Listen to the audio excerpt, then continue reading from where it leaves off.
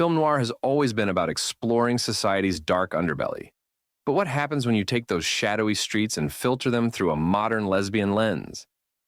That's the fascinating experiment we're seeing in Honey Don't. Let me tell you what makes this so groundbreaking.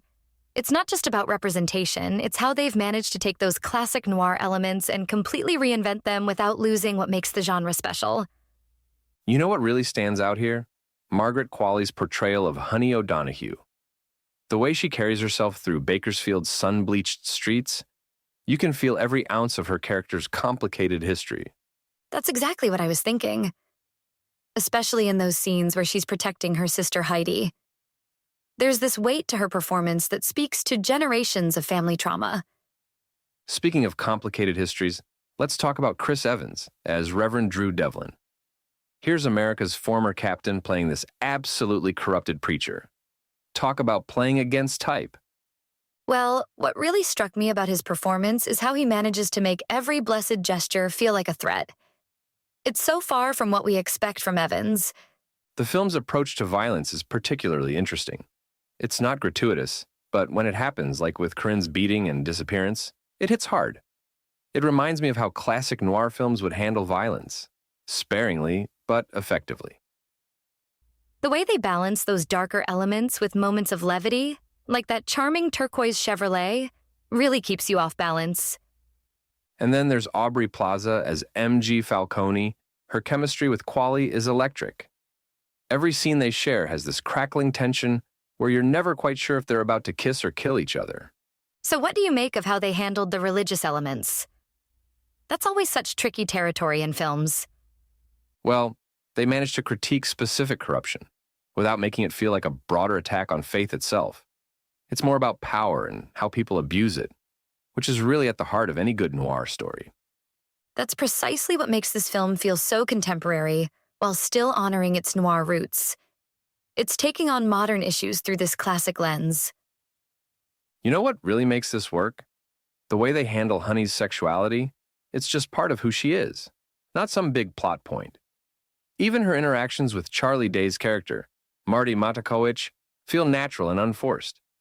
Let me point out how refreshing that is, especially in a genre that historically hasn't been great with representation. The technical aspects really deserve special mention too. The way they shoot Bakersfield makes it feel both familiar and somehow threatening, especially in those scenes around the church. It's like they've created this whole new visual language for noir. That visual style really does stand out.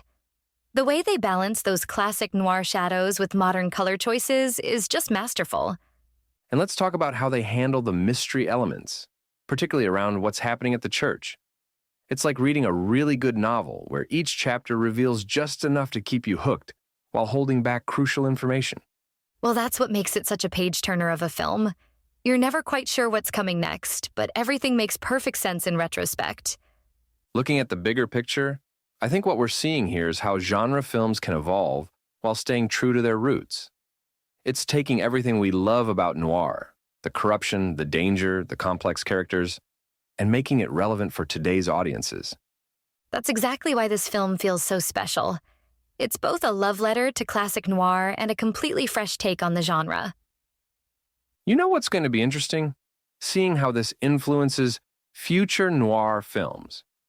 Because I think Honey Don't has shown us that there's still plenty of room for innovation in what some might consider a very traditional genre. Well, if nothing else, it's definitely opened up new possibilities for storytelling in noir. And that's something worth celebrating. To sum up, Honey Don't is the equivalent of a page-turner, where you are never sure what is coming next. It is sensual, crime-infested, bold and belligerent, with some delightful cinematic touches. Honey drives an open-top vintage turquoise Chevrolet, while a cheeky little scooter adds to the charm. But what really makes this left-of-center movie is the performance of Margaret Qualley as the femme fatale. Honey Don't scores a 7.5 out of 10. You've been listening to Movies First. Available at Apple Podcasts, Spotify, iHeartRadio, or your favorite podcast player. You can also stream on demand at Bytes.com. This has been another quality podcast production from Bytes.com.